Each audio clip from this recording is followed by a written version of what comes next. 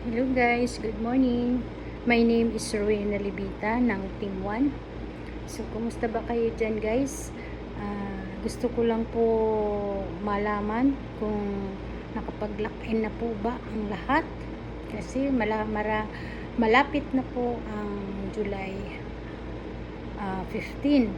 So, yun po yung starting ng opening po ng ating bagong negosyo na ating natuklasan.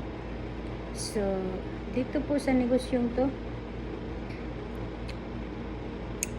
pwede na po kayo mag-lock-in. Mas maganda nga po yung mas maaga para po mas marami pong tayong maging members under ng inyong organisasyon. So, sa lahat ng mga nakapag-lock-in na po, shout out po dyan sa lahat. Alam nyo na yun kung sino-sino po ang lahat dyan na nakapag-lock-in. Siguraduhin nyo po na nakapag-payment na po kayo dahil pagdating ng 15 ng July, pag di kayo nakapag-lock-in, kalimutan nyo, sayang naman po yung magiging spillover nyo. Dapat 2 days before July 15 ay nakapagbayad na po kayo ng 2,000.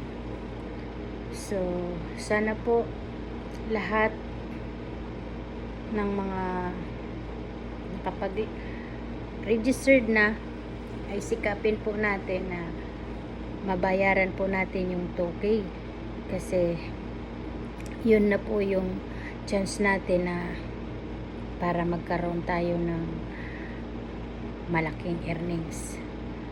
Okay? So, sana po dinadalangin ko po sa mahal na Panginoon na sana po ay maging successful po itong ating kakaharapin ngayon na bagong negosyo na ating natuklasan. Naway matuloy po. Okay? So, sana po hindi lang po ako yung magdarasal na matuloy dahil pag once na natuloy po ito ay tiyak panalo po tayo dito, di ba?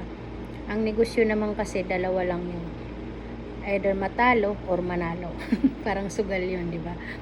So, bakit hindi ka susugal sa maliit na puhunan, di ba?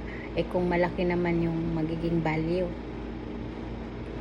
malaki yung magiging potential income natin dito. So, sana sa mga hindi pa nakapag-register dyan, kung mayroon na po nag-i-invite sa inyo, huwag na po kayong magdalawang isip pa.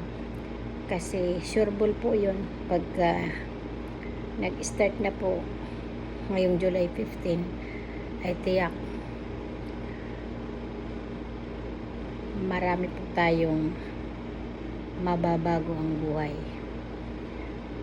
Pero ang masasabi ko lang po, hindi ko po sinasabi na kasi wala naman bawat isa sa atin, wala pong nakakasiguro kung matutuloy na nga ba sa July 15. Basta yun yung alam ko, July 15, di ba? So, isipin na lang natin na maging successful at matuloy na po. Kasi dapat nung July 1 po siya in-extend po dahil marami pa po hindi nakakapag-lock-in. Okay? So, siguro naman ngayong July 15 baka matuloy na po siya. Inshallah. May awang Diyos. Di ba? Gano'n naman talaga. Kasi pare-pares natin hindi alam kung matutuloy na talaga ngayong July 15. Basta yun yung naka-schedule. Okay? So, guys, iyan. Kung tatanungin nyo ako, bakit nga ba paulit-ulit kong sinasabi na mag-lock-in? Diba? Kung nakukulitan nyo na kayo sa akin. So, paumanhin dahil gusto ko lang po ipapaalala sa inyo na huwag makakalimot mag-lock-in. Okay? Bago mag July 15, dapat pag-payment na po kayo ng 2K. At nang sa ganun ay mas malaki, mas maraming tao ang pwedeng makuha natin sa ilalim mo.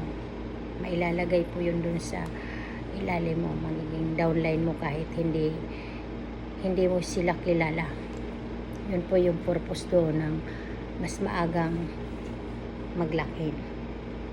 Okay? At yan guys, of course, kaya ako naman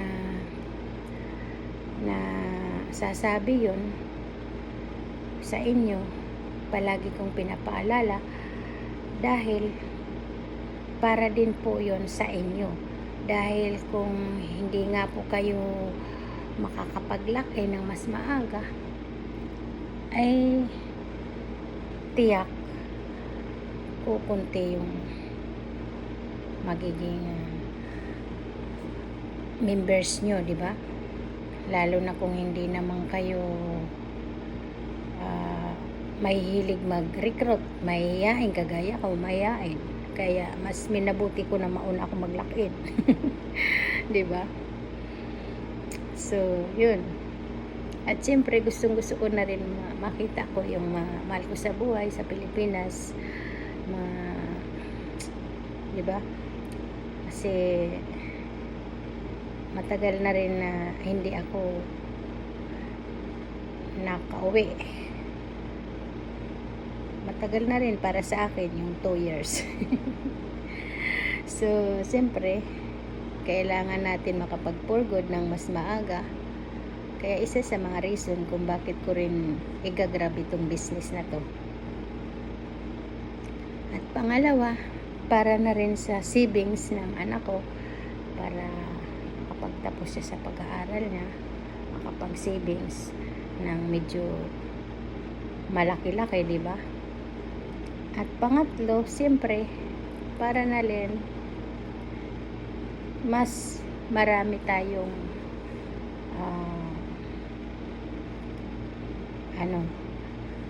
taong matutulungan, di ba? Ito yung kung bakit ko paulit-ulit na nagla-live po ako, dahil habang papalapit yung July 15 ay nakaka-excite po talaga siya, di ba? Sa mga hindi pa dyan naglalak-in, inuulit ko po sa inyo, wag po kayong makakalimot, dahil ito na po yung chance natin na maibalik kung ano yung mga nawala sa inyo, di ba? Alam ko mga pinaghirapan nyo yun, yung perang nawala sa atin, di ba? So dito lang tayo siguro babawi pag ito'y pinagkaloob sa atin ni Lord. Okay? Kung hindi naman, ang masasabi ko, para lang kagaya na sinabi ko kanina, para din lang tayo tumaya sa sugal, diba? Dalawa lang naman yun pupuntahan, manalo't matalo. Ganun lang yun guys, diba? So wala tayong sisihan. Kailangan yung kayo mismo magde-decide, kasi walang sapilitan po dito. Okay? Kung gusto nyo, mag-lock-in po kayo. Kung ayaw nyo naman, manood lang po kayo, magkakaroon din naman kayo ng daily earnings. Yun nga lang, kung i-compare mo na nakabayad ka ng 2K, big difference po siya. Kasi, pagka ang gusto nyo lang kumita ng barya-barya, nasa sa inyo po yun, $0.4 ang daily earnings nyo dyan. Pero bakit, why not kung gusto mo talaga na rin lang naman ng totoong negosyo, why not na hindi mo ipagsapalaran yung toke mo, di ba? Sumusugal nga tayo sa malaking puhunan, ito pang 2,000, hindi natin i-grab, di ba? So, subukan ulit natin. Malay naman natin, di ba? Hindi natin masasabi. Kung para dito tayo makabawi, di ba? Sabi nga, kung hindi mo ito igagrab, paano mo mababawi yung mga nawala sa'yo, di ba? So, ganun lang yun. Pero kung desisyon nyo ay hindi kayo sasali, okay lang yun, manood lang kayo, pwede naman. Tapos, pag nakapag-rate na kayo ng pwede ng pang lock-in na 2K, saka kayong sumali kung naninigurado kayo na baka sabihin nyo, baka scam yan, ha? Diba? So, huwag kayo mag-lock-in. Diba? Pero wala tayong sisihan. Kasi magkaiba yung naka-lock-in ka at saka yung hindi. Magkaiba ang kitaan dyan. Diba? Doon tayo magkaka-difference sa pagdating sa income. Naka-lock-in at saka hindi. Okay? So, guys, muli, ako si Rowena Libita ng Team 1. Once again, isang OFW ng Kingdom of Saudi Arabia. At ito patuloy pong nagpapaalala na wag po makakalimot na mag-lock-in before July 15. Okay? 2 days before, kailangan makapag-payment na kayo ng 2K. Sa mga gusto lang namang kumita ng malaki. Kung ayaw nyo naman, kontento na kayo sa $0.4 daily earnings, it's up to you. Diba? Wala naman problema doon. Okay? So, ayan. Tatapusin ko na po ang pagla-live ko. Hanggang dito na lang muna. Marami pa tayong gagawin. Alam naman natin, ang bilang isang OFW na katulad ko, dito lang umiikot yung buhay namin sa 4 na sulok ng bahay ng mga amo. Okay? So, bye-bye. Thank you so much sa lahat na patuloy na nagsusubaybay sa aking YouTube channel.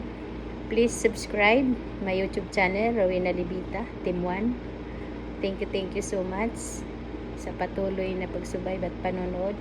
Pa-subscribe po ng aking YouTube channel. Okay? So, thank you. Bye-bye. Love you all. God bless us all and have a great day. See you at the top.